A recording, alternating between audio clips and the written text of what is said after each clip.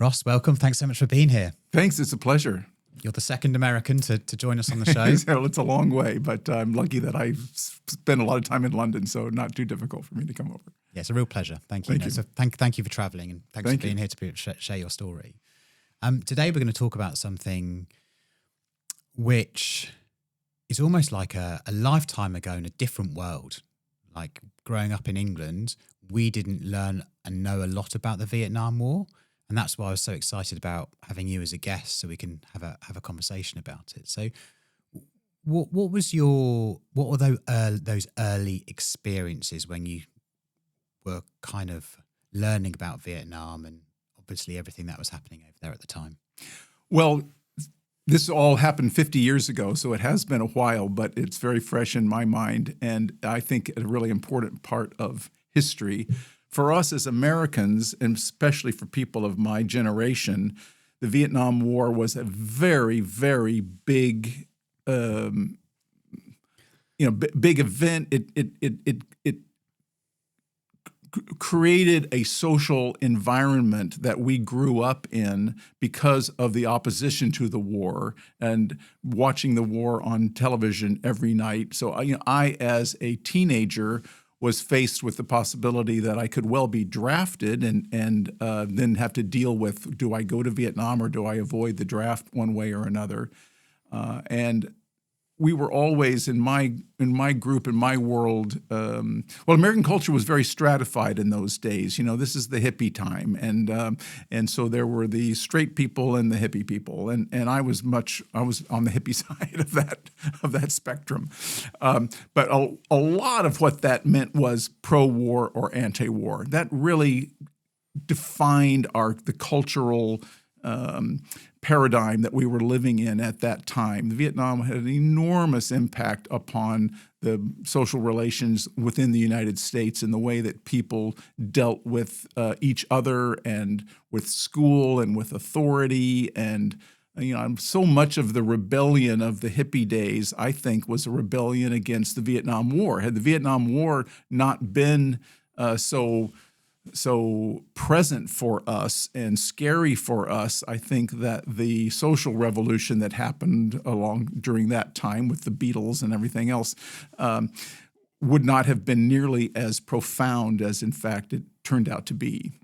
So for me, growing up during that time, the Vietnam War was on television every night. Body counts were the first led the news every night. And the idea of having to, for me to go over there and fight was something that quite early on I decided for myself that I would never do. I would never want to join the military and go to Vietnam to kill people. I wasn't, part of that as a young man, just telling myself, I'm not afraid to go. I think some people were afraid to go to Vietnam, afraid they're going to get killed, that kind of thing. I never really felt afraid. I just didn't believe in going over there and killing Vietnamese people.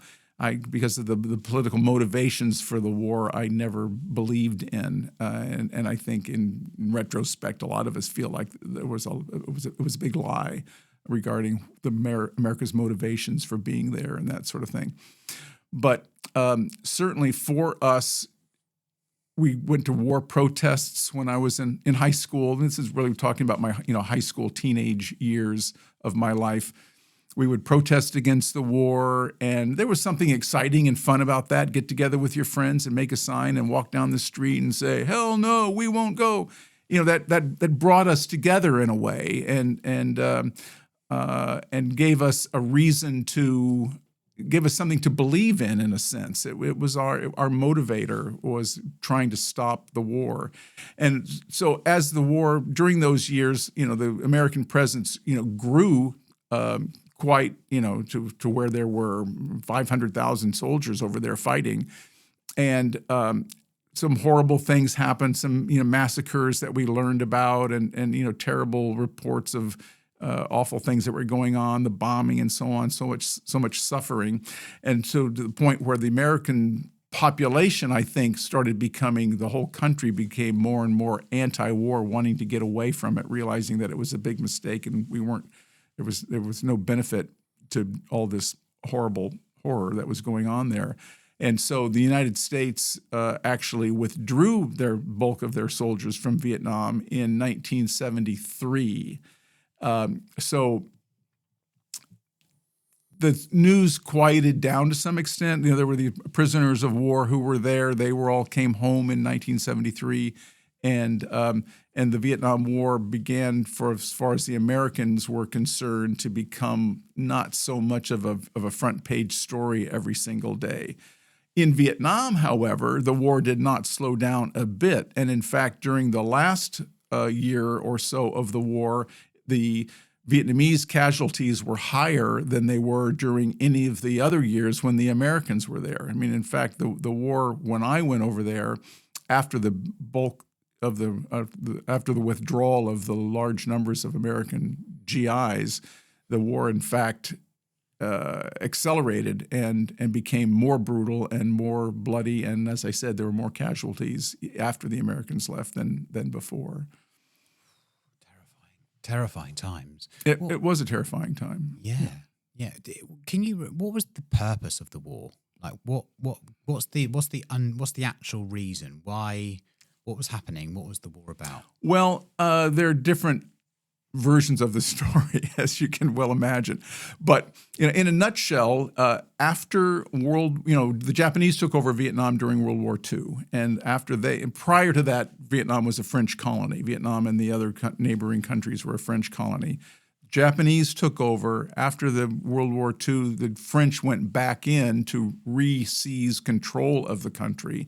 But at that point, many of the Vietnamese, especially in the north, began believing that they wanted to have their own country, not be a colony. They wanted to self-govern, not an unreasonable thing to want to do.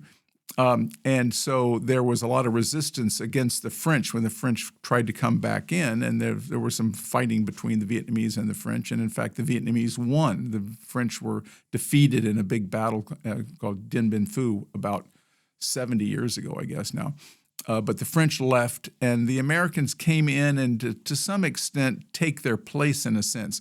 When the French left, there was a large migration of population that went south that didn't like the soldiers, the government that had beaten the French, and the country became somewhat split between North and South. And it was the communists versus the non-communists. That Cold War began to seep in and dictate or govern or certainly influence the way that the Vietnamese thought of themselves and, on which side are you on the north side or the south side, on the communist side or the non-communist side. And the United States believed that the communists were trying to take over the world, and if Vietnam falls to the communists, then Thailand will be next, and pretty soon all of Southeast Asia will become communist, and that was something that we were taught when I was younger was horrible. The communists were terrible. It's funny, many years ago, I remember meeting someone from Russia, and I said, "Oh, you're from Russia?" Soviet Union at that time. And I said, we hear that everything is terrible in your country, that all your people are suffering all the time, and life is terrible under the communists. And they kind of laughed and said, they tell us the same thing about you. So I think that that's a lot of what was going on. Clearing away all the politics, I think that from the Vietnamese perspective, they wanted to run their own country, and they saw the Americans as being as colonialists and wanted to get rid of the Americans so that they could run their own country. A lot of people from South Vietnam, in fact, believed that they were indeed anti-communists and were sorry the Americans left because the Americans were helping to protect them from the communists. I come from Orange County in Southern California, which is the largest has the largest Vietnamese population outside of Vietnam. A lot of Vietnamese people live in the area where I am, a lot of great restaurants and a lot of Vietnamese cultural events going on.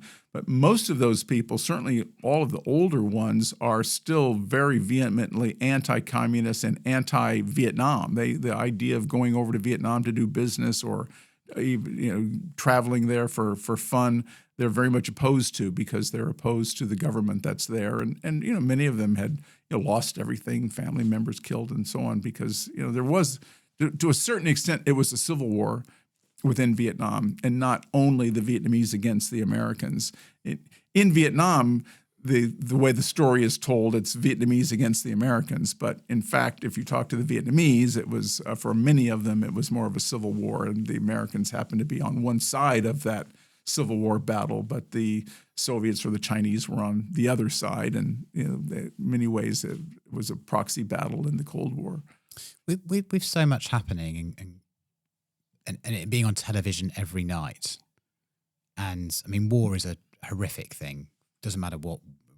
Today, 50 years ago, 100 years ago, it's a horrific thing. So many lives are lost, families are destroyed, cities are destroyed. It's horrific. There's no two ways about that. Growing up, seeing it on television, and then thinking that you might get drafted, can you talk through? I can only if I was in that situation, I'd be terrified, thinking you might be in a situation where you might have to go to fight. But you said you were always against that. So what was the sort of situation? How were you able to not have to go and fight and not have to be? Because looking into that, like if I was in that situation as a teenager, I'd be terrified. Mm-hmm. Well, we had a draft. The way that the draft worked is by lottery. They would once a year draw birthdays out of a hat. And if the birthday, whatever day of the year, the first one they draw out was number one on the draft list. So if you were the first one drawn, you were gone for sure. But getting toward the bottom end of the year, if you were the 300th day drawn out of that hat, that your birthday was that 300th day, then the chances of getting drafted were less. But, of course, we didn't know that as I was growing up. The most significant thing for me, I had decided myself that I would not go there to fight, and I felt a very strong conviction about that. And so I'm looking, so what am I going to do? Well, when I was 14 or 15, I was in a motorcycle accident and hurt my foot quite badly. And they wanted to do some corrective surgery on my foot, but I thought to myself, this is my excuse to get out of the Army, because with this injury to my foot, I won't be drafted. So I chose to not have the surgery done to fix my foot, and I managed to get out of gym class all through high school as to help bolster my argument that I'm physically unable to be a soldier. And then as soon as I found out that I wasn't going to be drafted, then I got the corrective surgery done and fixed. So, I had a limp all through high school that I maintained in order to be able to, as my excuse to be able to get out of the draft when that came. So, that's a big deal in my life, and a big choice that I made. And, like I said, I got it fixed as soon as I found out I wasn't going to get drafted. As it turned out, my year was the first year that no one was drafted. They still had the lottery. And the year before me, they drafted maybe the first 5 or 10 birthdays that had come up. But my year was the first year that they actually didn't call anybody up from the draft. So as it turned out, I wasn't in danger of getting drafted. I would not have been drafted because of when my birthday was. So many questions there. So if you were drafted, what did that mean? So that meant that you would be going to go to the Vietnam War to fight. Well, if you were drafted, or you would be part of... If you're drafted, you have to join the Army. You have to go into the Army. Right. And so not every person in the Army went to Vietnam, although during the peak years, 1968, 69, the chances were very high that you would go to Vietnam if you were in the Army. Some people are in the Army, of course, they don't go to Vietnam, but when there's hundreds of thousands of people going, the chances of going are very, very high. But being drafted just means you have to join the Army. If you don't, they'll put you in jail. You have to go. So it's legal. You have to go. Yeah, it's legal. You have to go. You have to go. You have to go. First you get a health exam, and some people get out because of health. That's what I was hoping for. You can also run away. Some people ran away to Canada, and Canada was not extraditing people back to the United States for draft evasion. And those folks who went to Canada were eventually pardoned and allowed to come back to the U.S. But that was a choice that a lot of people made. Or you can be a conscientious objector and go to jail, and you can choose to do that too. I'm not sure how many years you'd have to go to prison, but you'd have to go to prison. And some people chose to do that as opposed to going to Canada. I feel like the reason I was just interested in that moment is just because here we are 50 years later or so with social media and freedom and all these sorts of things. I'm just thinking about, I've got 2 sons, they're going to grow up, and the privilege of not having to potentially worry about any of those sorts of things or be subjected to something like that is just a freedom which I don't think we even realize or appreciate. And you growing up have had to not get surgery, fake an injury, or at least carry on the story of it and probably be in pain just so you didn't have to join the army and then be shipped off to another country to potentially fight. It's just, for me, that's mind-blowing between those 2 different worlds of what was happening only 50 years ago. Yeah. Well, let's hope that the world stays peaceful and that the draft is not reenacted in either here or in the U.S. or any place, Yeah. Wow. That's just mind-blowing to me. Yeah. Okay.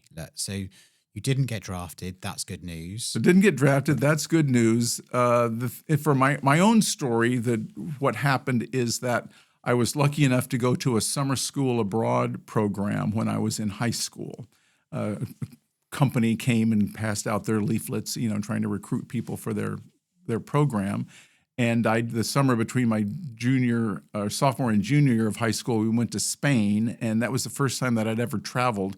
Although my family had spent a lot of time in Mexico, I was born in Mexico, but never lived there for an appreciable amount of time. But sort of international exposure, as when I was young, I was exposed to Mexico, but not to any other part of the world. I don't think I'd ever been to a Chinese restaurant until I was probably 17 years old. So no exposure to any of that at all. But going to Spain for that summer, wow, this was so exciting and so much fun. And, we could drink wine and really had a great time. This summer after that, the same company decided they were going to have a trip to India.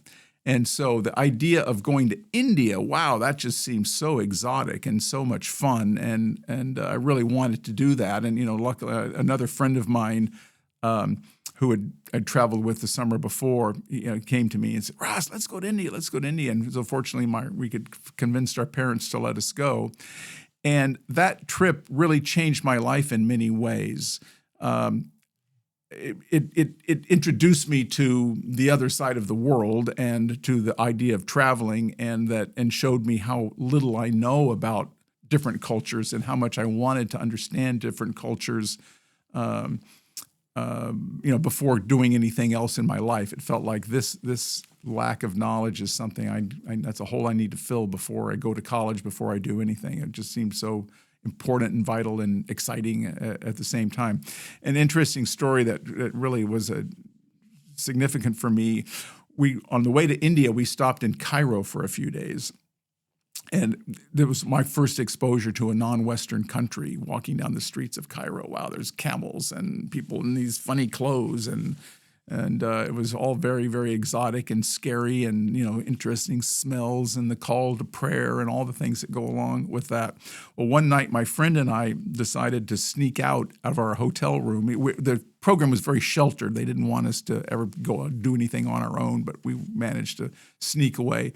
So one night we snuck out and we were walking down the streets of Cairo at night, and there was an alleyway with another street on the other side of it that we wanted to get to. And I said, "Let's go down this alleyway. It looks like a shortcut." My friend said, No, it's too scary. We can't go down there. He said, come on. So we walked down there, and we're walking down, and at one point, some people start, hey, you, calling to us. And we thought, oh my God, we're going to be robbed. Hey, you, come. American, come. And so we kind of walked over there to see what it was, and they said, "You, come inside. And we looked in, and we weren't really quite sure what was going on. There was a room full of people, and we were brave enough to walk up the steps and kind of peer inside. And it was a coffee shop, tea shop. People were smoking their hookah pipes there, and it was just a group of guys who saw us walking down the street and they said, "Hey, there's some Americans. Let's invite them in and talk to them for a while." So we went in and we sat down with these guys, and they bought us tea, and we took a couple of puffs on their hookah pipes, and it was all so much fun and so exciting. And so whereas we thought one minute we were going to be killed by these guys, turns out they've become our best friends. And that was so eye-opening for me to realize that by not being afraid, by going and not being afraid of differences or strange things, going into it and opening yourself up to new possibilities, great things can happen. So that was very significant for me. So anyway, we go to India, I come back, and for my senior year of high school, and I was, determined to go around the world. Ross's trip around the world. That's sort of that's all I talked about, and everybody knew Ross. Oh yeah, he's that guy that's going around the world, And most of my, it was my friends didn't have that same kind of desire or bravery, or I'm not sure bravery exactly, but that kind of thirst for adventure that was driving me so fiercely. But after I graduated from high school, I got a job to save up some money for Ross's big trip around the world. And in the course of all of that, I learned about this group that was working in Vietnam. Actually, my mother introduced me to this organization because a friend of hers had a friend who was actually in Vietnam working with orphans.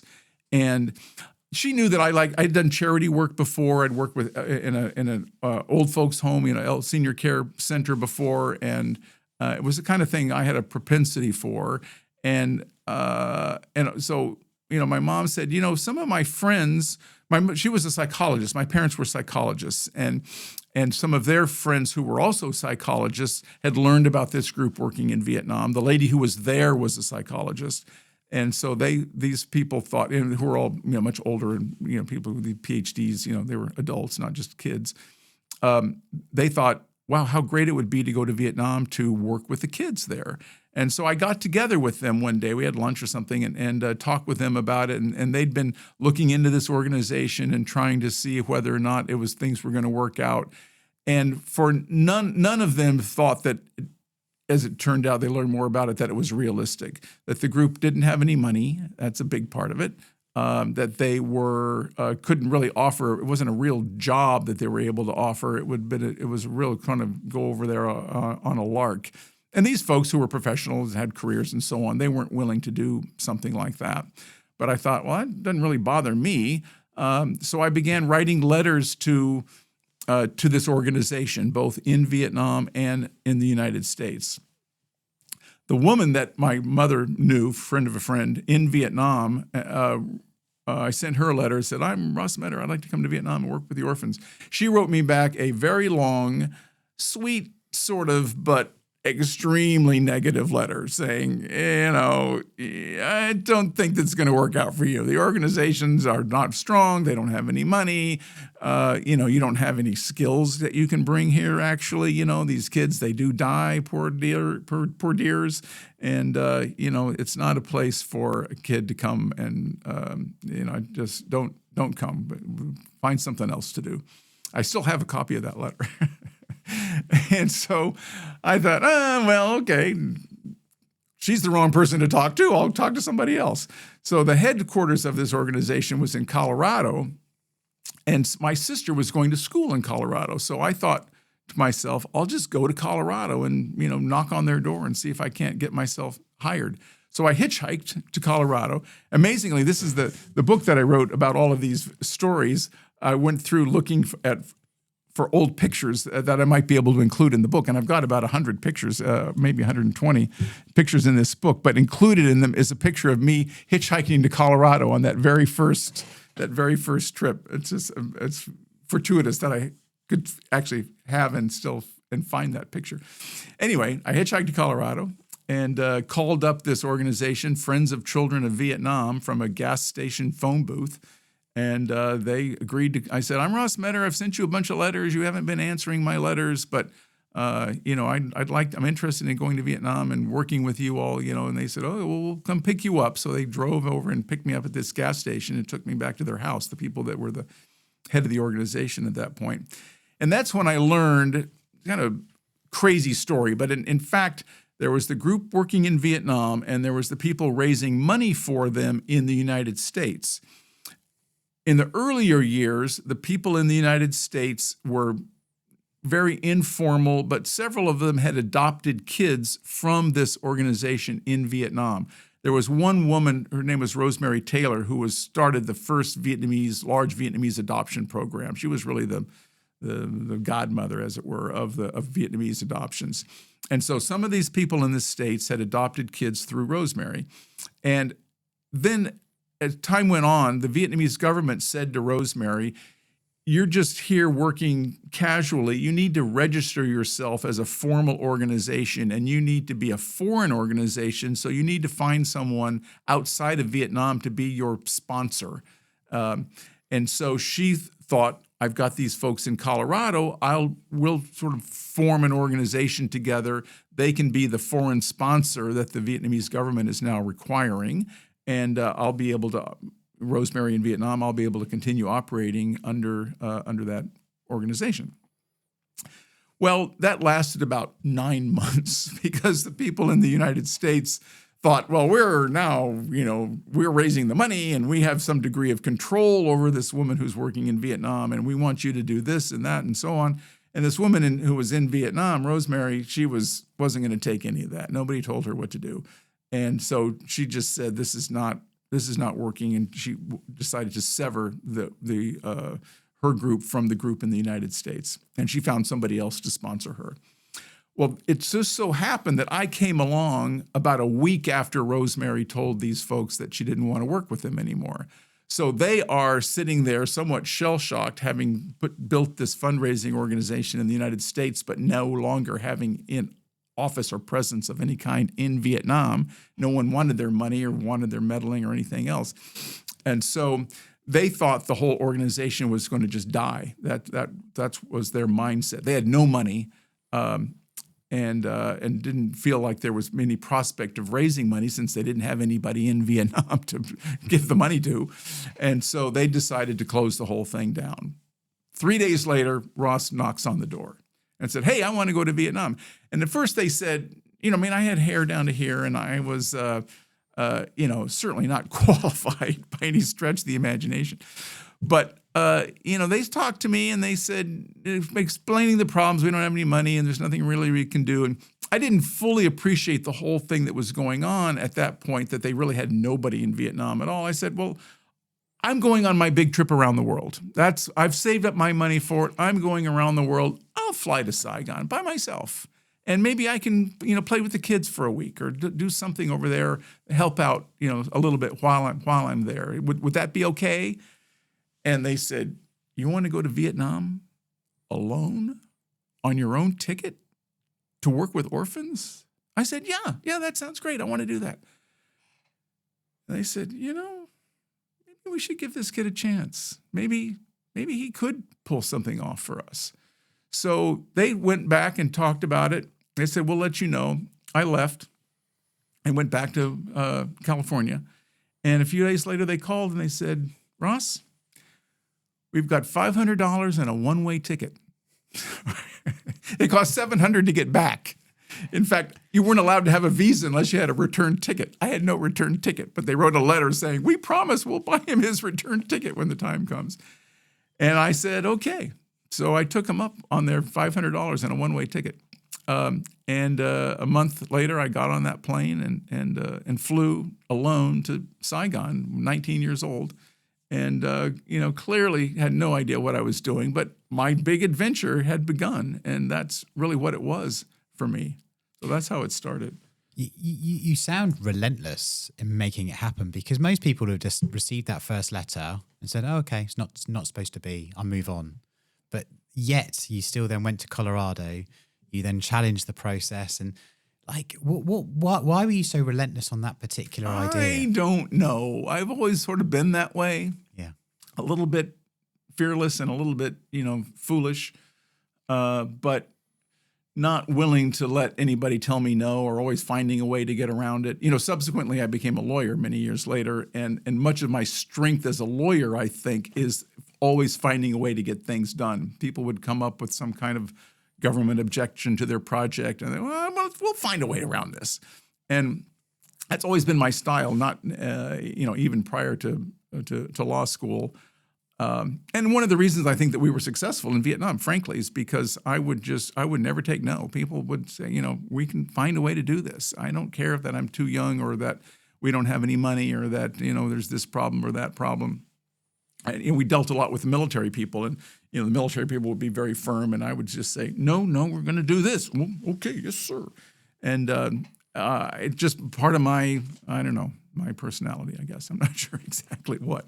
But this was something I really wanted to do. This felt important to me. I think, once it began to sink in that I was going to go to Vietnam to work with orphans, I loved that idea. That just felt, whereas I wanted to go around the world, and I would go around the world, but traveling and, riding elephants and eating funny food, that's really fun. But this felt vital. And having grown up with Vietnam, protesting Vietnam, the idea that I could go there, as a young American man to help people, I just thought that was the sexiest thing in the world. It just really called me. And so I was going to make this happen. And it just sounded great. Now, when I landed, suddenly I realized there's a war going on here.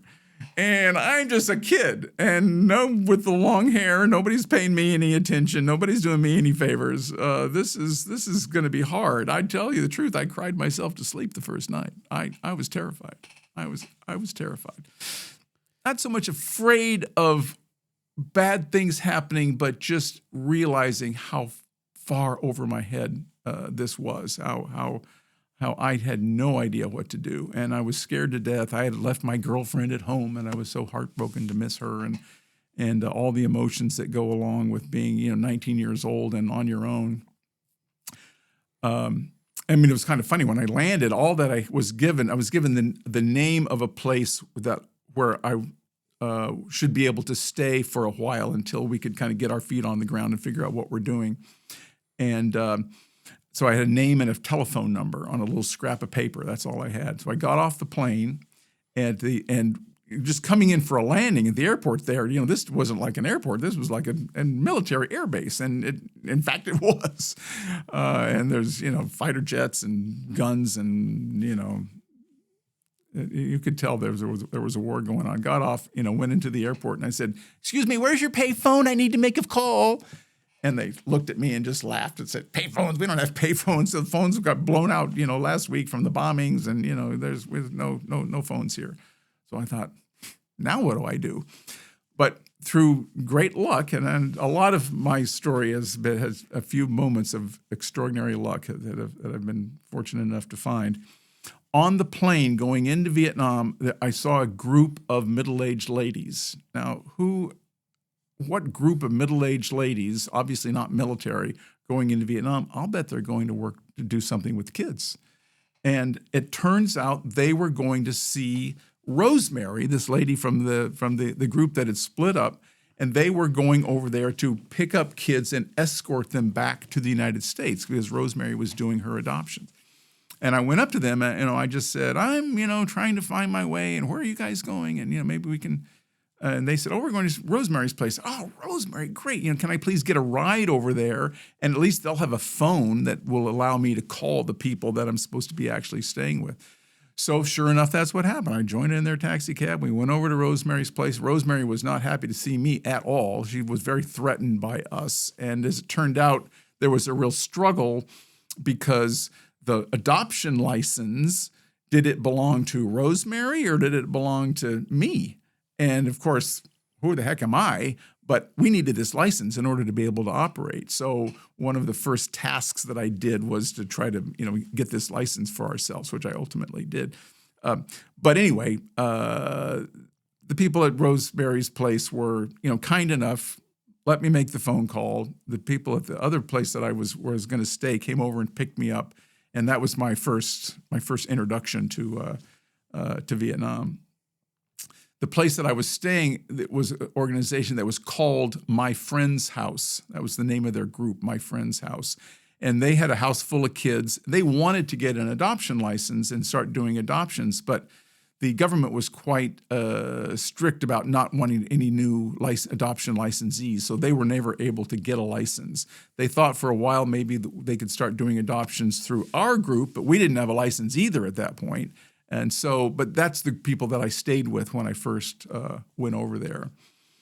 So I started off by a couple of things. We had some supplies had been sent over that were stuck in customs at the docks that I needed to get those released and delivered to some orphanages. But even before that, I wanted to just kind of learn what the heck was going on and what I should be doing and how to do this. And how does that even start? Well, I thought there are other groups working here. I'll just go meet them. The head of Catholic Relief Services, they've got a big organization. They've got lots of kids. They're doing adoptions. Maybe they'll talk to me and help me out. And so a variety of different organizations like that, I just called them up and made an appointment to meet the director and went in there, and I walked in the room, and who the heck are you, kid? But I sat down and I said, yeah, I'm just a dumb kid. That's definitely true. But I have this resource available, and I have a strong heart. And can you help me, visit some orphanages? Can you help me find a way that I can, help the kids? And I think because I was not pretentious at all, because I was interested in them, tell me your story. How in the world did you wind up here doing charity work? People like to tell their story. And they saw that I was, not very smart, but good-hearted and willing to stick my neck out there. So people started helping me out. And so the supplies that were stuck in the docks, I didn't know how to get them out, but one of the guys from Catholic Relief Services said, well, you got to pay a little bit of money to the guy in the blue hat, and that'll start the process for getting your goods out. So I said, okay. So I went over there and started passing out money to everybody at the customs, and amazing how the doors suddenly opened and we were able to get all of our supplies released. Ironically, another story is that same guy who helped me then, I ultimately helped him get evacuated from Vietnam at the very end. But that's how it started. I went around meeting people, began to get rides to orphanages, visiting orphanages, and I also got very lucky that there was a sale on cameras at the PX. We ultimately were able to get our military privileges so that we were able to shop at the military store there. And I got a great deal on a Nikon F, which was the kind of camera that all the journalists were using in those days. And I took that camera and I started taking pictures of the orphanages and the people around me. And I took pictures from the perspective of a wide-eyed, 19-year-old kid that had never seen anything like this before. Oh my God, look at that baby! Click. And whereas I think someone, and even me now, I would be, I'm not sure I should take that picture. Is it appropriate? Asking permission. And, I didn't force myself on people, but I think that I had a kind of a freshness in my eye that allowed me to capture some images that were very compelling back in the United States. And many of them are in this book. How many children were there in these orphanages? And I imagine they'd all. So I'm just guessing here that the parents predominantly that they would have been people that maybe have died because of the war. I'm just imagining something along those lines, and that's why. How many children are we talking here? Yeah. Well, so the total number of kids in orphanages in Vietnam was very large. I'm not sure. I've seen different numbers thrown around, 20,000, 30,000, that kind of number. Now, every country has orphans. A country that's at war is going to have a lot more orphans. But what does the country do with their orphans? It's a social problem that is every country has. And so what do you do about it? And different countries come up with different answers. In Vietnam, most of the orphans went to orphanages that were sponsored by the Catholic Church. Not all of them, but most of them were Catholic. So there'd be at every church, there's the sanctuary, and there's the place where the nuns live, and there's the orphanage. That's just kind of the layout of most of the churches in South Vietnam. So lots of orphanages, and I would go and visit them. Some of the kids there were mixed race. There was certainly a large number of half-American kids that were there. A lot of parents would give up their half-American kids because of the stigma associated with having a half-American child. Maybe it means you're a prostitute. Maybe it means you're, fraternizing with the enemy, that some would consider the enemy. I think some of the kids were taken there for financial reasons. The family is, and you can imagine in a war, everything's blown up. You've lost everything. You've got all these kids. You can't feed the kids. They would drop the kids off at the orphanage. We had and some people, I think, a mother would take the kid to the orphanage and say, please take care of this kid for me for a while. As soon as I get back on my feet, I'll take the kid back again. We always told the orphanages that we didn't want any kids that had any kind of living relatives. If there was anybody coming to visit them or they had any contact with anybody in the town, we didn't want those kids. There were plenty of kids with no relatives whatsoever. They'd be dropped off on the church, steps in the middle of the night in a box. That's how a lot of the kids came to the orphanages. Some of them were older and they'd be living in the markets because they'd lost their family and they're living in the markets stealing stuff. They'd get picked up by the police and then thrown into the orphanages. So that's where the kids originally came from.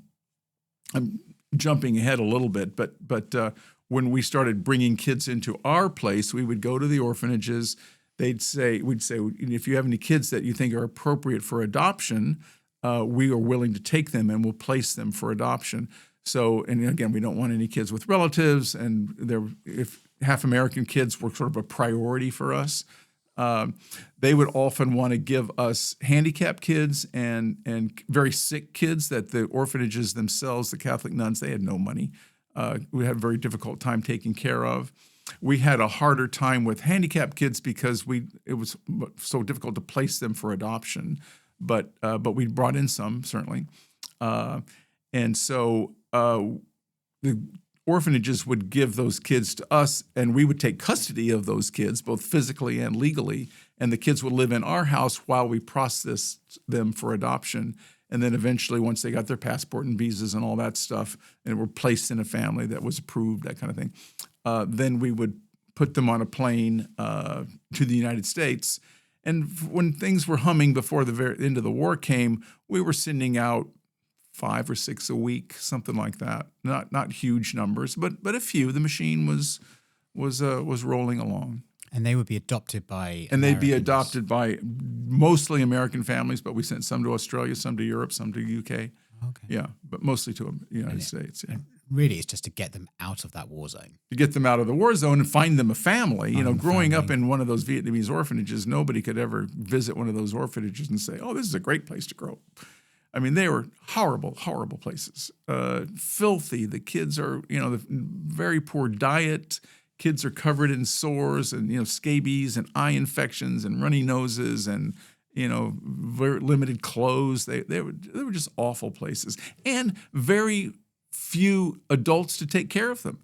Kids need hugs. Kids want to be. And so when we'd go there, they would just climb all over us because we loved hugging the kids, and the nuns were like, oh, they had these sticks that they would carry to, keep them under control.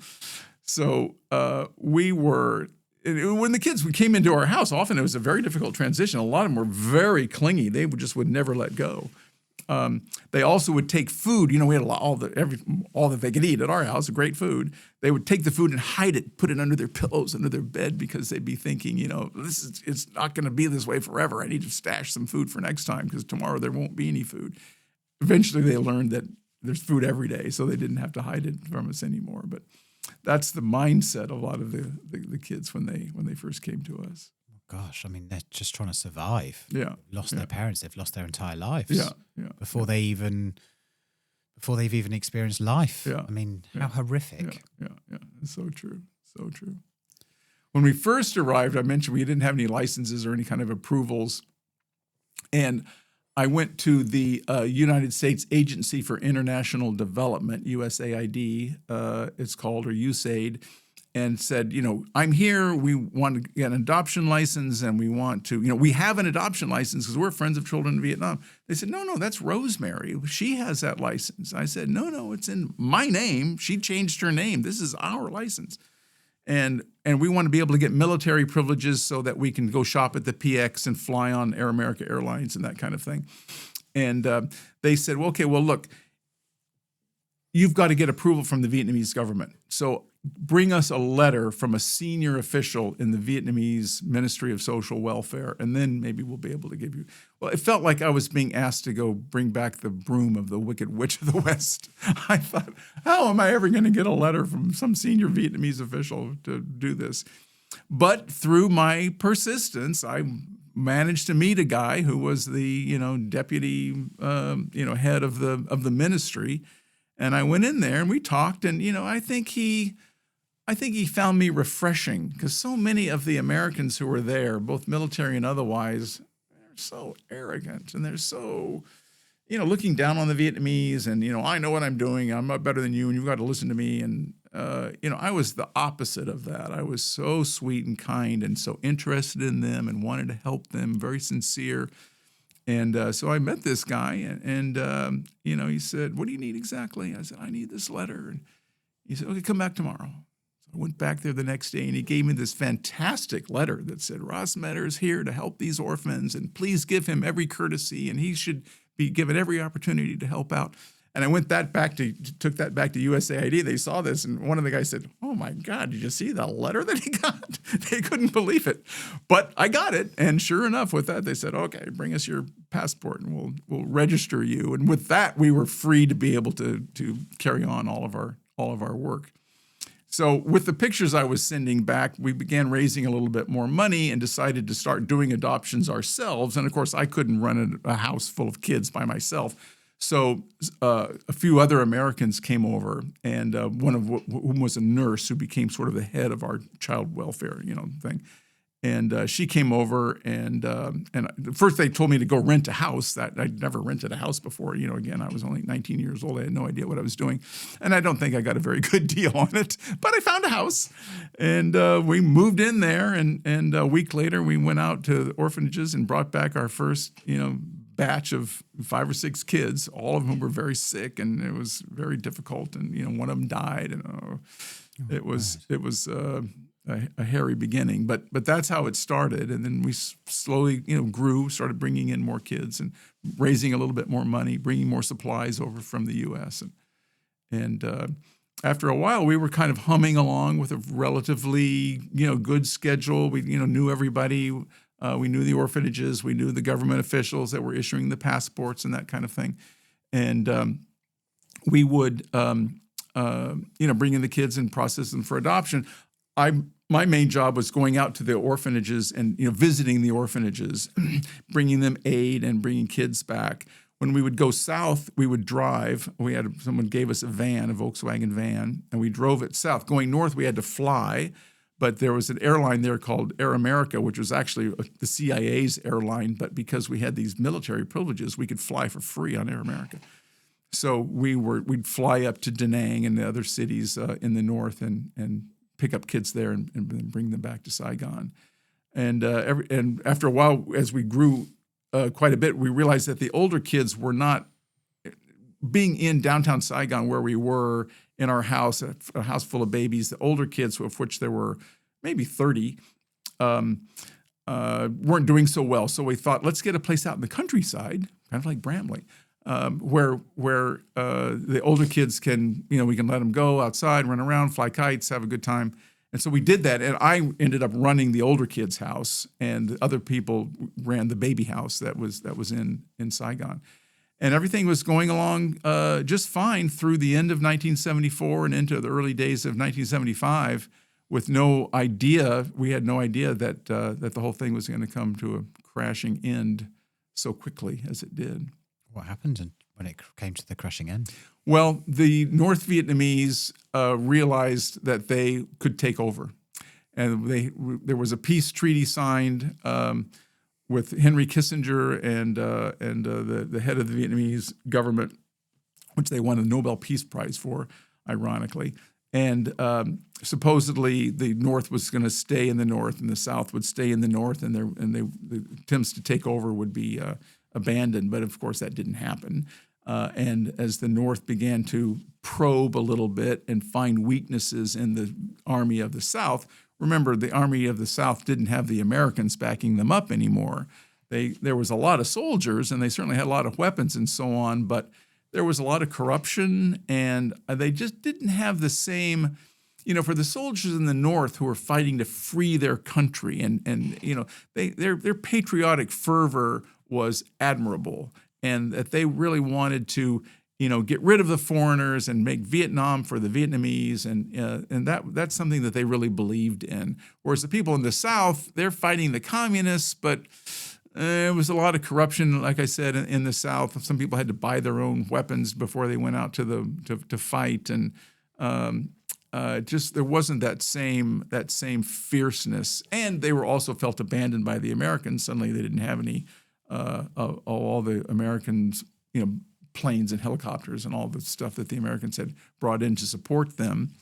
So, what happened is that the North began to move southward and take over the South, and slowly move down until they were eventually going to take over Saigon. So we are, during this time period, watching the North begin to take over increasingly large amounts of territory in the northern part of South Vietnam. And things just got scarier and scarier. The soldiers from the South began to abandon their positions and flee to the South, and some of the major cities in the North fell. In the northern part of South Vietnam, fell to the North Vietnamese, and as time went on, it became increasingly inevitable that we were going to have to leave, and so we had this problem. We had 800 kids in our house, and we have to leave. So what are you going to do? So we went to the governments and we said, look, it looks like the North is going to take over. We Americans obviously have to leave. We've got all these kids. They're all in the adoption pipeline. They will be going to be adopted by a foreign family eventually, but we don't have that time anymore to get the passports and the visas and so on. So would you please lift the restrictions, allow kids to leave Vietnam without an exit visa, and allow the kids to enter the United States without an entry visa? So we have two different governments that have got to approve this. And so time went on, it was kind of step by step as the North became, the pace accelerated. We knew that we were going to have to, we didn't know. We always thought we had more time. It all happened much faster than we ever expected it to happen. But eventually, the Vietnamese government and the American government said, "Okay, we'll waive the requirements. You can fly your kids out of here." And we said, "Great. Where's the plane?" And they said, "Plane? No, we don't have a plane. We'll waive the visa requirement. You got to find your own plane." So, oh my gosh, where in the world are we going to get a plane to take hundreds of kids out? So I went around looking for a plane and went to various airlines, Pan American and Flying Tigers and Air America and other cargo carriers, military, and said, could you please fly all of our kids out of here? And people looked at me and smiled and said, sorry, we're fully booked. We've got our own stuff. We've got to fly out of here, because everyone was escaping, of course, at that point. So we didn't know what to do. And then we heard about a guy named Ed Daly, who had an airline called World Airways. World Airways had been a major charter for the military, flying both troops in and out of Vietnam and supplies in and out of Vietnam for the U.S. government. And he made a lot of money doing that, as you can imagine. But Ed Daly, who was the head of that airline, was a real character. It's hard to even believe that he was real. He just came right out of central casting. But what happened is that Ed Daly, before we had hooked up with him, flew up to Da Nang to rescue, he thought, a bunch of women and children from Da Nang who wanted to escape to the south. So he flew up there, but while he was up there, just coming into the landing, rather than women and children, his plane was basically taken over by South Vietnamese soldiers who all wanted to escape. So all these soldiers stormed his plane, filled his plane, and even when they turned around to take off, people were holding onto the wheels, and someone set off a grenade underneath one of the wings, and were shooting, let me on, let me on. It was horrific. And one of the reasons it's so well documented is that there was a television news crew on board with him on this flight. So there's amazing footage of people storming the plane and Ed Daly punching them in the nose to try to get them, off of his plane. And eventually they all got on board and the plane took off and came back. And Ed Daly, when he came back to Saigon, this became big news, and he blamed the U.S. government for not having been protecting him. The U.S. government blamed him for he shouldn't have been flying up there in the first place. He was reckless. It all looked bad. And, of course, it's the scene that nobody wants to see of the South Vietnamese soldiers running away from the fight, running away from Da Nang, taking over this American plane. It just, it looked bad for everybody. It looked like South Vietnam is doomed, which in fact it was. But they didn't need a big front page story with that. So we knew of Ed Daly because that was the big news at the time. But later we got a phone call that said, Daly might be willing to take some orphans out. I mean, he went up there to rescue people from Da Nang. That plane may well be available to take orphans out. So I said, well, let's go find him. So we heard he was over at the airport, and when I walked inside, found him in a kind of a cafeteria area that was empty, but a big room. And I can't believe that this is really true, but honestly, this is the scene when I walked in. Ed Daly sitting at this big table, only him sitting at the table, nobody else. On one side of him is a half-full bottle of whiskey. On the other side of him, there's a pistol sitting on the table. And in front of him is a little nun, Vietnamese nun, kneeling on the floor, crying and, doing this. And that's what the scene that I saw when I walked in the room. I thought, oh my God, I can't believe this is what I'm seeing in front of me.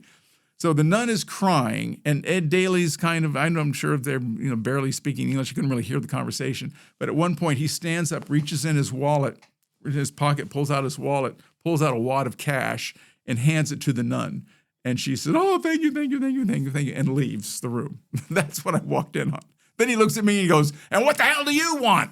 And I said, and I was with one of the women from our organization. He said, just you come up. I don't want to talk to any stinking women. Because apparently he'd been having battles with women earlier with his plane. He said, what? I said, well, we've got an orphanage that's filled with kids, and we'd heard maybe you have a plane. He goes, well, and now he's interested, and he wants to help us out. Turns out his daughter was involved in international adoptions and had said, Daddy, you should rescue some of the orphans. And he was kind of primed for this, which we didn't realize initially. But he said, you've got the kids, and, where are they, and how old are they, and when can you get them here, and, questions like that. And I said, told him our story. I said, I have a letter from the Vietnamese government that says that these kids can leave without an exit visa, but I'm not sure that the guy downstairs at the gate who needs to let us onto the plane, he may well not know that the Vietnamese government has waived all these requirements, right? I mean, he's just some guy working here. And Daly said, oh, I may be able to find a way to take care of that problem. Pats his wallet and says, go home. If we get things worked out, we'll call you. So we left and thought, gee, maybe this might actually work. We said, let's go over to USAID and tell them that we're going to fly out with Ed Daly. So we went over there to the same government guys we've been working with all along. And we said, oh, we're going out with Ed Daly. They said, no, don't do it. He's a drunk. He's a fool. His plane is not safe. Don't fly with Ed Daly. It's a big mistake. You've got to wait. Eventually, the Americans will come in. They'll start helping you out, but don't fly with Ed Daly. So we walked out and looked at each other and said, we're going with Daly. We weren't going to say no if he had a plane, and the American government saying, no, don't go. No, I'm sorry. If we got a plane, we're going. So, well, we didn't know if he was going to be able to pull it off or whether this would really happen at all. So I went back out to the countryside house where the older kids lived, And the other folks went back to the nursery in Vietnam. That's actually quite near the airport in Saigon. And didn't think anything was going to happen that day. So that night, we put all the kids to bed. I'm out there with the older kids, feed them dinner, put them in bed, sing their songs, and they all fall asleep. And the phone rings, and it's one of the people from our place in town with the babies that said, Daly's done it. He's going to take us kids. We're going to take all the older kids from Tudak, where I live. We're going to take all the older kids out and put them on Daly's plane, and he's going to fly them to America. I said, well, that's great. What, can you come by in the morning? When are we leaving? He said, tonight. We're leaving right now. I said, what? I said, yeah. I'll come out there. I'll bring another van, and I've got a couple of vans, and we'll bring them all, load up all the kids, get all the kids ready to go. So we go in and start waking up all the kids, and we say, we're going to America tonight. And of course, the kids are like, they just woke up, and they'd been asleep, and they didn't believe it. They go, no, we're going to America tonight? Really? Impossible. Yeah. Oh, no, VC come, right? VC come. They thought we were running away from the fighting. That's why we had to suddenly leave the house. I go, no VC. We're going to America. D-me, go America. So we got them all up and packed them in the van. It was all the kids in just a couple of vans. It was really crowded. And so I'm driving one of the vans, down into town, teaching them. There's a song called California, Here I Come. So I'm singing that song with them, California, Here I Come, as we drive toward the airport.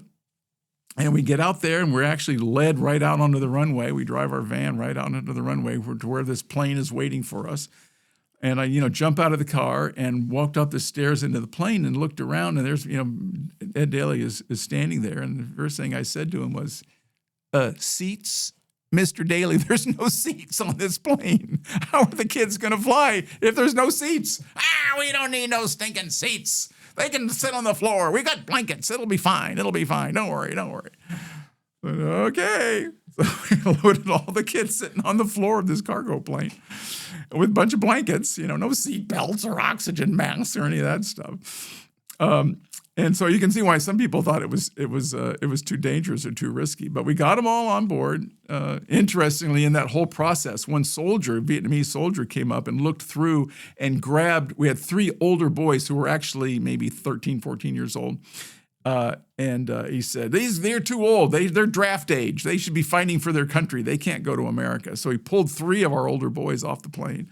Ed Daly tried to bribe him, gave him a $100 bill to this soldier, and the soldier, of course, the cameras are on him, wouldn't take the money. So he tore the bill in half and gave one half to one of the guys taken off, and his younger brother stayed on the plane. So he gave the other half to the other brother, and he said, someday you guys can put these 2 bills together.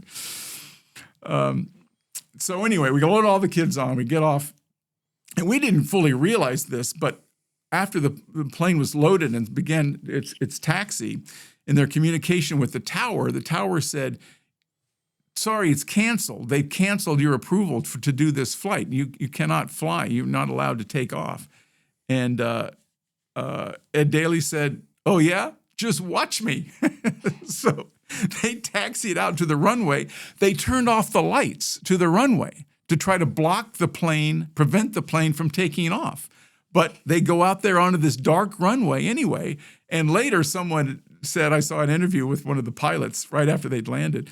And someone said, well, you'd been prohibited from taking off, and they cut off the lights. How did you take off? And he said, well, I pushed the accelerator forward. And that's how I took off. I just flew the damn plane. So they took off, stopped in Japan, went to the United States, and it's a big story in America. It's a national, news story. Ed Daly flying these kids, and they're all the kids from my house. I put those kids on that plane. And they, at first, the government was very angry with Daly. It's not safe. They were going to fine him $10,000 per kid, or they made a big hullabaloo out of it. But then there was so much sympathy that the American government, I think, realized, maybe this orphan rescue thing, maybe it could be a good thing for us. If the American government is saving all these children, meanwhile we're losing the war in Vietnam, and we're trying to raise more money to try to help the Vietnamese and that kind of thing, they thought this might just be the distraction that we need. This may be a great PR coup for us if we, the Americans, are saving the kids instead of Ed Daly. So they let Ed Daly be a hero after all. And President Ford, a couple days later, got on in a press conference and he said, "I've approved $2 million to rescue 2,000 Vietnamese orphans who are going to be flown to the United States by American Air Force planes." And we thought, great, the Americans are going to pay to fly all of our kids out. That's fantastic. We still had a lot more kids, right? And as well as all the other agencies had kids as well. So originally, we were supposed to be on the first government flight out, but because we'd gone with Ed Daly, now we're bad guys. And so they gave the first flight to Rosemary's group, who was sort of our friendly rival, but it was very deliberate that they would give the first flight to Rosemary and not to us. And so the plane they brought in for that first flight was a C-5A, which is the largest plane the Air Force was flying at that time, big enough that you could drive 3 Jeeps side by side into it and carry tanks and weapons and that kind of thing. And it had brought military weapons from the Philippines that morning and landed in and was re-outfitted. They had to take the back doors off to get the tanks out, and then they put the doors back on and filled this plane with all of Rosemary's and her entire operation, all of her kids, older kids, younger kids, and a lot of also American personnel, wives and family members who were being evacuated. Everybody was leaving at this time. We all knew it was time to go. Loaded them all on this C-5A. I was actually at the airport that day because I was loading kids on another flight to Australia, including one of the kids that gotten kicked off of the Daly flight. I snuck him on a plane to Australia. And I still know him. I went to Vietnam together with him. It's really amazing. But anyway, the C-5A takes off. I'm at the airport. We're all at the airport. And at one point, we're trying to get on the plane to Australia. They started offloading all the cargo, all the suitcases and stuff off this plane and searching everything. I thought, what the heck are they doing? We got all these kids here. It's 110 degrees. They're all screaming. We're running out of formula. Get these kids on the air-conditioned plane. And some guy said, no, they're searching all the bags. Why? He said, well, for bombs, because the C-5A plane went down. Plane went down? I said, don't talk like that. Don't spread horrible rumors like that. I was so angry with somebody for even raising that as a possibility. And then he said, look, man. And on the horizon, very near the airport, the smoke was beginning to rise. The C-5A, with all these kids on board, had taken off. As the pressure built up inside the plane, just as it got over the ocean, they hadn't fastened the back doors on properly somehow. And the doors exploded outward. And in the process of exploding, they severed a lot of the hydraulic lines that controlled the tail movement of the plane. And of course, a lot of people who weren't seat belted down blew out of the back of the plane when this happened. It was an explosive decompression, big enough to blow the doors off of a plane. It was a big explosion. And the pilot managed to turn around, and the only way he could control was just through thrust on the engines. Right goes a little faster, you turn to the left, left goes a little faster, you turn to the right. And he had a little bit of up and down control, but otherwise he could barely fly this thing. So they kind of did this, up and down wave motion to try to make it back to the airport. And he almost made it, but they ended up crashing in a field.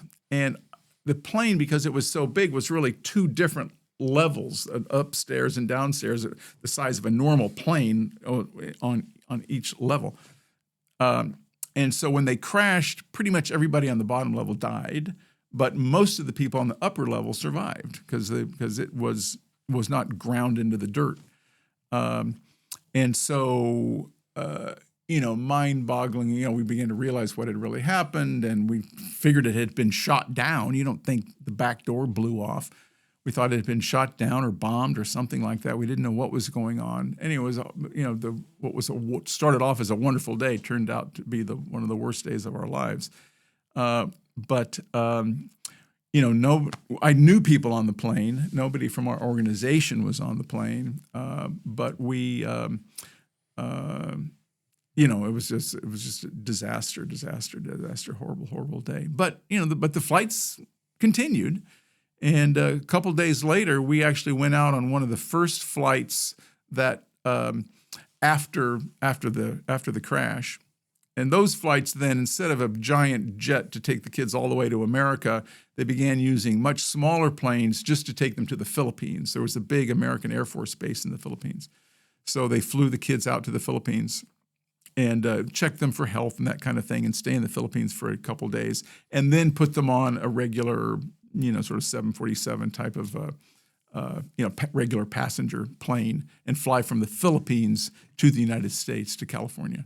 So I took one of those first flights, in fact, with the kids, first to the Philippines for a couple of days and then on to San Francisco and saw what was going on there, but wanted to come back to Vietnam right away.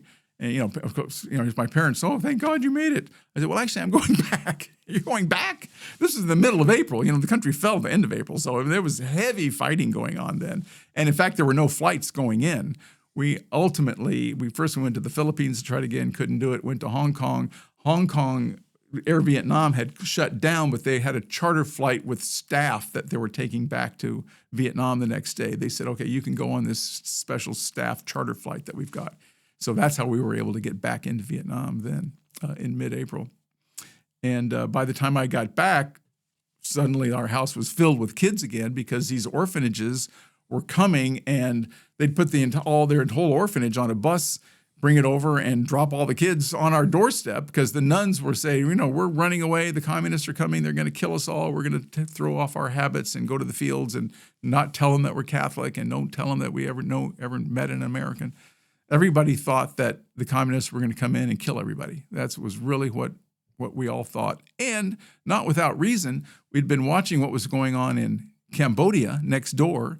And Cambodia was about like a 1 month ahead of us in the timeline. When the communists came in and took over Cambodia, they did kill everybody. I mean, not everybody, but they emptied the entire city of Phnom Penh. They took all the soldiers they could find, put them in a big field in the middle of town and shot them all, machine gun like 500 people. It was horrible. So we thought that same thing is going to happen to us. So that's why this intense panic overwhelmed the entire country during those last days of April. That's terrifying. It was terrifying. Incredible time. Yeah. How many children do you think you got to safety during that time? Different numbers are thrown around. During the Babylift itself, which is the evacuation, starting with our original Ed Daly flight and all the way to the end, 2,700 or so is the number that seems to be most often used. Some people say over 3,000, some say 2,000, but it's in that ballpark. And if you said before that you were in contact with one of them. I'm in contact with many of them. In fact, I just got back a few weeks ago, maybe a month now or two. I went to Vietnam with 50 of them. Wow. Going back for the 50th anniversary. Wow. We had arranged a huge tour. We had 2 giant tour buses filled with Vietnamese adoptees and me and a couple of other people who had been working at that time. And we toured Vietnam for 2 weeks. It was fantastic. So yeah, I'm very close with a few and know more distantly a lot more. But in fact, there are, and we've talked about this, there are, 1,500, 2,000 maybe, who we don't know who they are, who have not reached out and joined. Right now there's Facebook pages and, a lot of, reunions and that kind of thing. So a lot of the kids have found each other and get together now and socialize with one another and go back to Vietnam and so on. But there is a lot that have not reached out, and who knows why or what the deal is with them. Some of the kids on the tour, this was the first thing that they'd ever done. They're 50 years old now, 52 years old, whatever. And that now for the first time in their life, they've kind of said, gee, I wonder where I really did come from. Maybe I should. They all grew up in white families in Midwestern United States. So they've had a special kind of upbringing. But the kids themselves, when they come together, it's really wonderful how they bond and how they share this life experience that, we can only imagine what it's like to be taken from Vietnam, brought and raised in a white family. Sometimes they were the only Asian kid in town, or maybe in their whole area. in their school, the only Asian kid. And so people make fun of them. And of course, they want to be white and normal like everybody else, but they're not. And, their mommy's a different color than they are, and all the stuff that goes along with that. And feeling like, well, gee, I am different, and I'm Vietnamese, and, what is Vietnam exactly? And, how come nobody looks like me? So they go back to Vietnam and they meet somebody else who's grown up with that same kind of life experience. And there's a tremendous, I know how you feel attachment that comes with that. And going to Vietnam, and what they all say is, everybody looks like me. What a great feeling that must be, of growing up in a world where nobody looks like you. But some of them have been able to go back and find relatives of some kind or another. DNA testing has been important for them to be able to find relatives. And a lot, will never find their relatives, probably because their relatives are all dead. But it's a very profound experience for them, and wonderful for me to be able to see that and participate in that. And the Babylift was very controversial when it first happened, and have thought at times, maybe we shouldn't have done this. Maybe it was a bad thing for us to try to take all these kids away from Vietnam. We should have let them grow up in Vietnam. I have thought, and I've said to them groups early on, one of the very first reunions, I said to them when they were just in their 20s, so are you mad at me for doing this? Do you wish I just left you there in Vietnam? And their answer universally was, mad at me? You saved my life. Mad at you? I love you. So that really made me feel good. And now traveling with all these 50-year-olds, they all say, it's true that my life has been hard, but I'm happy that it happened to me. I'm happy I got to go to America. And what I always say to them is, it sucks to be adopted. Nobody chooses that. Nobody chooses to lose your family. Nobody chooses to lose your mother and father, to be raised by a different family. Nobody wants that. That's definitely plan B. But if plan A is gone, you got to do plan B. And that's, those are the cards you've been dealt, my friend. And, all we can do is give you a loving family, even though they're not biological, give you food and nourishment and clothes and education and all the things that go along with being a healthy, person, and, living life as well as you can live it. And they're all, doctors and professionals. I mean, most of them are very successful. And, they can say, yeah, that's, my life's been hard, but it's my life.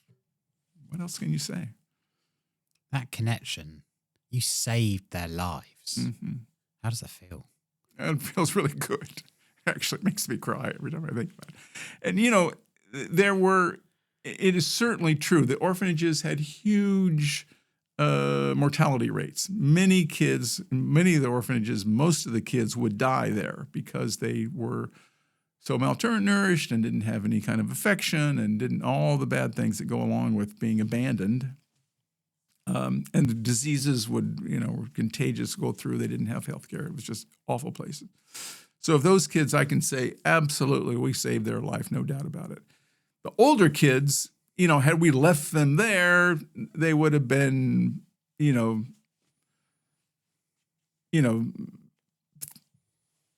had some kind of, menial job, perhaps, wound up in the orphanage because they were stealing from the market. But at some point, maybe they'd get a job pushing a broom or something like that. Not to say that being poor means your life is bad, but certainly for the kids that were of mixed race, it's pretty universally understood. And I say this from having talked with people who stayed and people who left, that the mixed race kids really did have a very hard time, and still do in a way, especially the half black kids.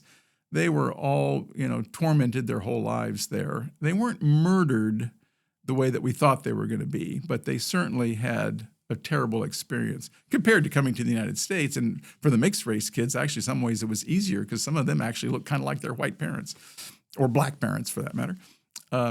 But I feel really good about what we did. And there was a few cases where a parent showed up and said they want their kid back from the adopted family. Terrible, sad situation, horrible for everybody.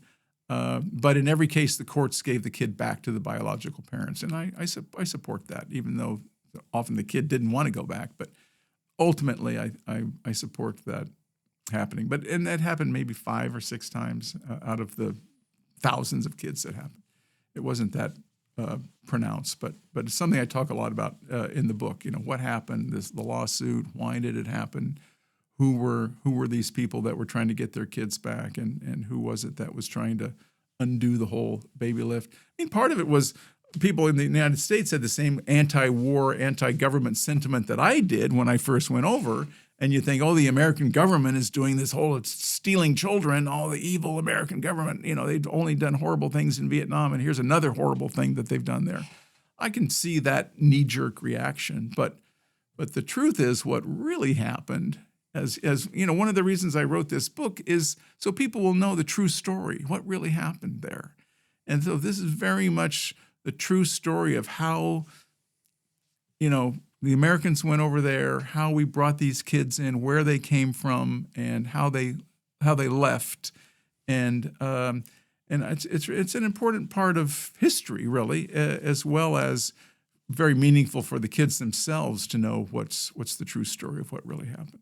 Yeah, I agree with you. This is a huge part of history, and for you to then document it in your book and share what actually happened. I think it's a huge part. It is. And ironically, I mean, perhaps it's more understandable that it's not well known here in the UK, but in the United States, the baby lift part of the Vietnamese War history is not widely known.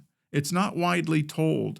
There have been a number of well-made documentaries about the Vietnam War, and many of them just skip the baby lift at the end. They don't mention it at all. And to me, it was one of the most profound humanitarian efforts of the 20th century. So the largest international adoption effort ever. And it all, this should be known by people. People should be aware of what happened. So anyway, that's my 2 cents trying to get that story out there and get it told. And, maybe one day somebody will make a big movie out of it, and then everybody will know. But right now, they just have to read my book.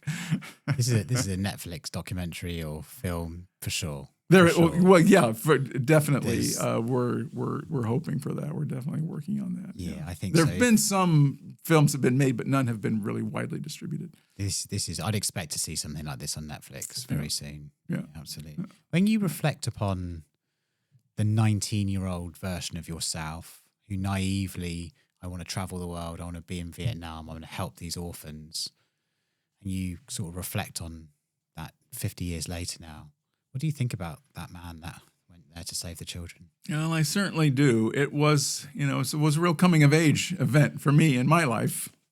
Like for some people joining the Army, you're a dumb 19-year-old kid and you join the Army and you come home after having fought in Vietnam, you're a different person. I was a very different person when I came back, too.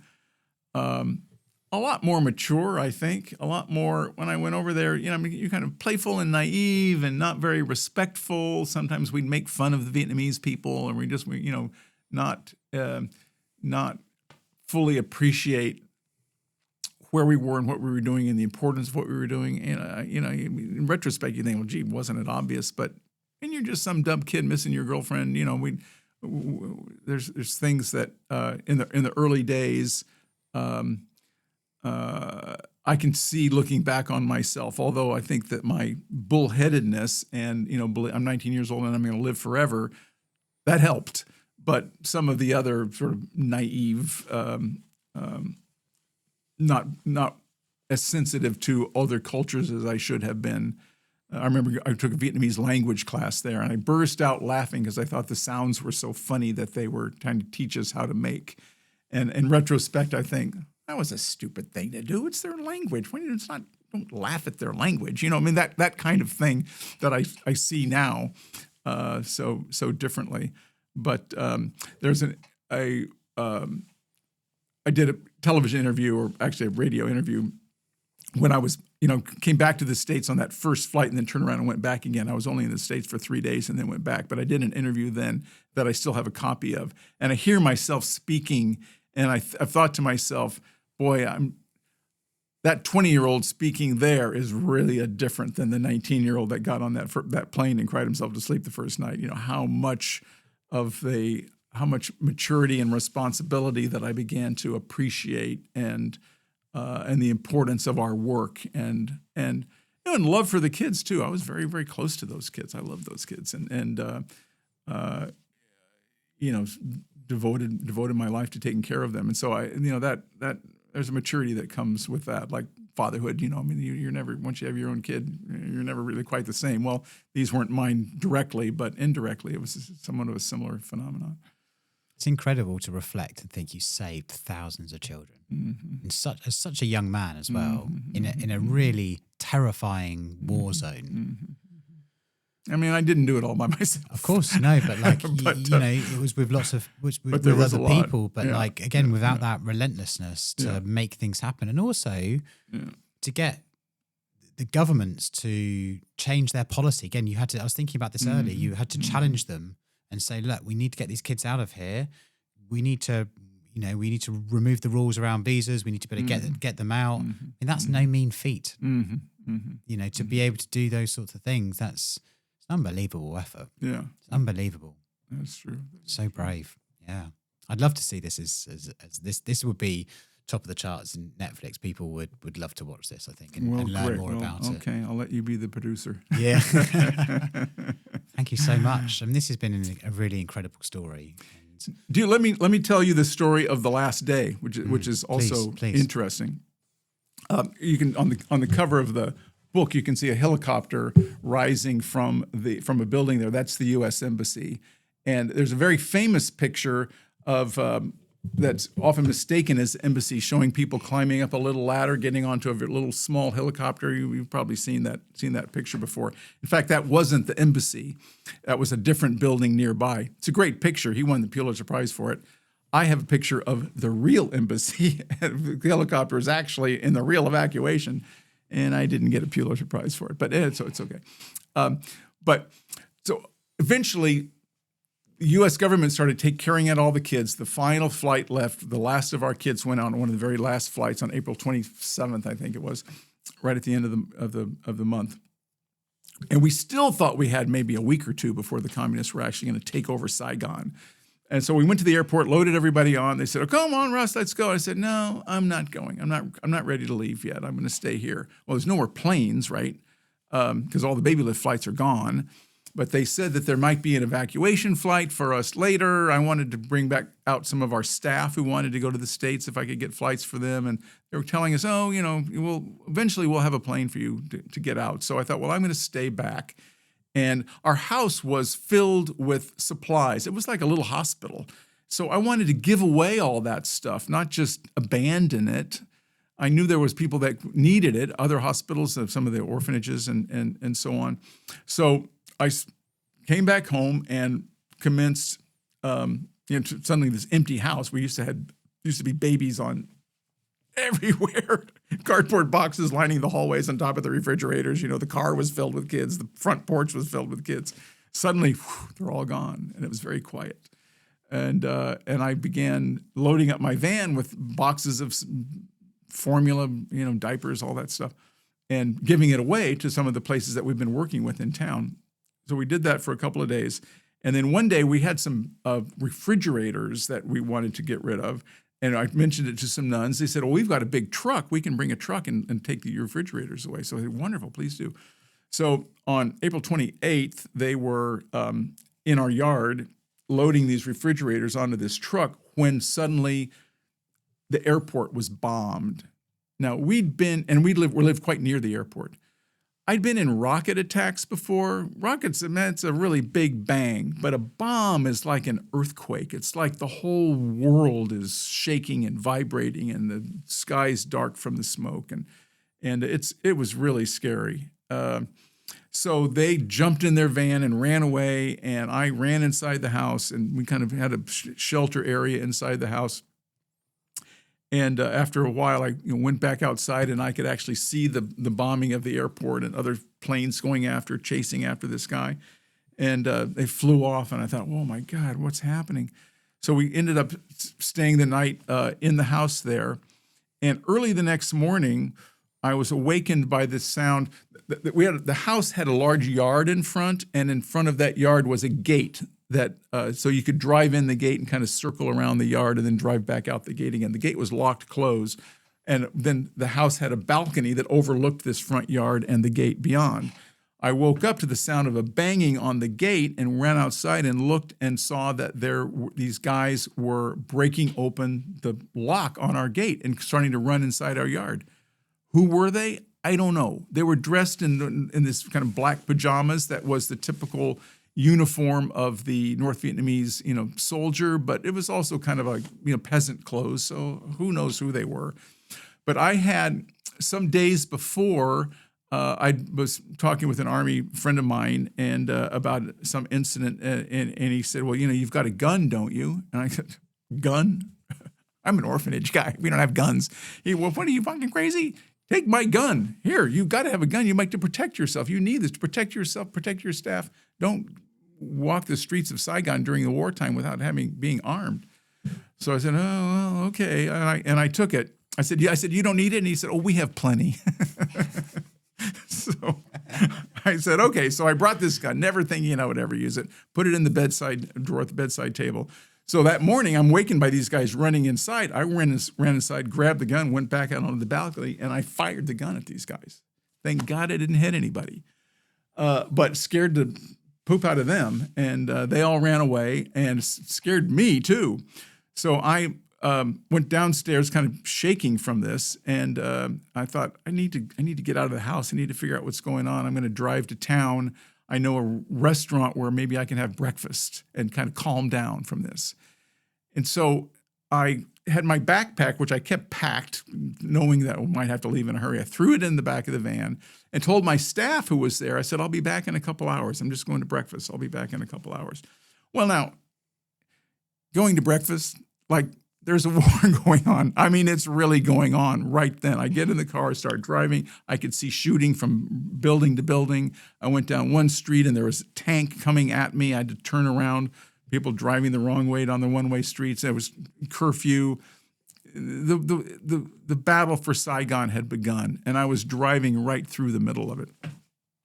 So I went to this place, and for some reason, I wanted to have breakfast. It's completely crazy. But that's where my mind was. So I went to this place and I went inside this restaurant, and it was still there, although a lot of people were leaving, coming and going, and I found some guy and I said, can I still get breakfast? And he said, you pay me dollars? So because Vietnamese currency was worthless at that point, but cash dollars were.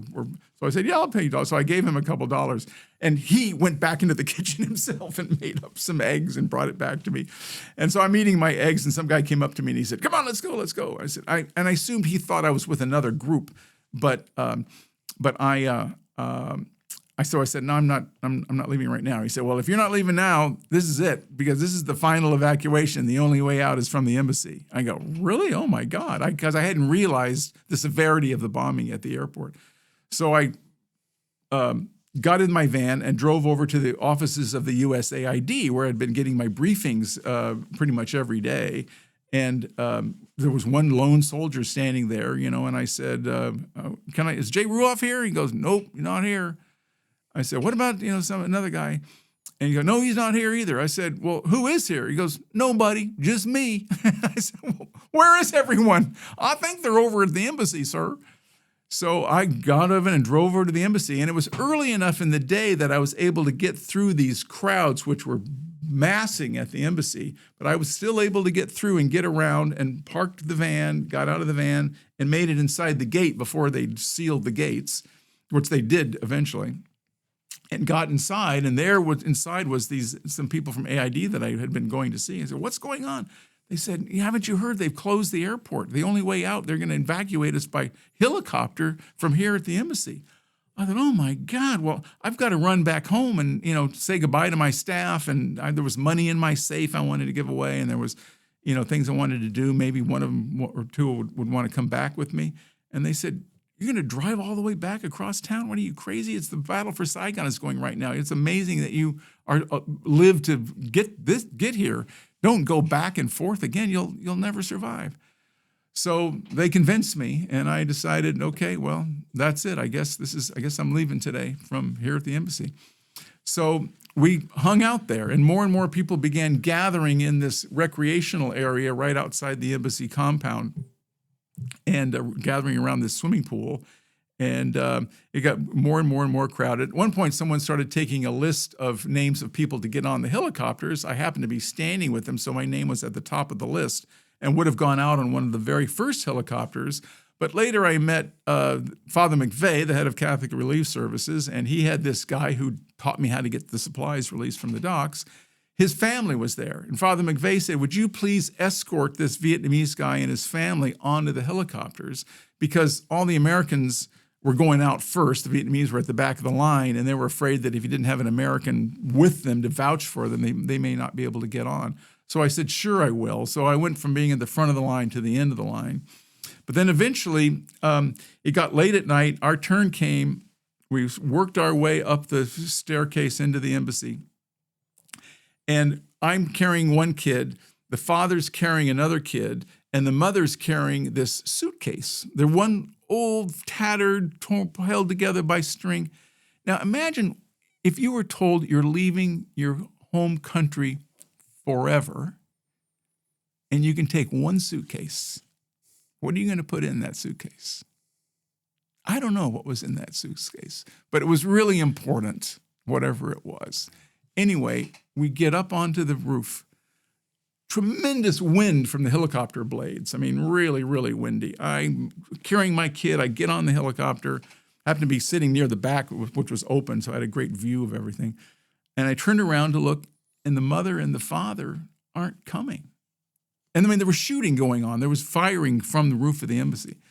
And I thought, oh my God, what if they've been killed on the roof of the embassy and I'm holding in my arms the last Vietnamese orphan? How ironic would that be? So the helicopter starts filling up with all these people. There's no mom, there's no dad. And I go, what the fuck? Finally, the dad climbs on, and I turn around and I see a GI carrying the mother and throws her onto the plane, onto the helicopter, and there's no suitcase. And I thought, what the heck happened? I later found out she dropped the suitcase on the roof. It broke open, and the wind from the helicopter blades started blowing her stuff all over the roof of the embassy. And so she's trying to pick up all of her stuff. And these GIs, of course, have no patience for this little Vietnamese lady who's screaming and crying, trying to pick up her underwear from their perspective. And they just grabbed her and threw her on, and we took off with that. That was our escape. So we lifted off from the roof. I could see the city was on fire, and we eventually flew out to the USS Midway, an aircraft carrier in the middle of the South China Sea. And that was the end of Vietnam for me. Wow. Yeah. It's hard to even have any words when you hear a story like this. Well, read the book. Yeah. Wow. I'm so pleased you've documented everything, because this is the sort of thing that has to get out there. People need to know. Wow. When you reflect on that last few moments, what do you think about it? Oh gosh. It was part of it was exciting. And I knew it was history being made, and it was kind of, I felt in some ways lucky to be there.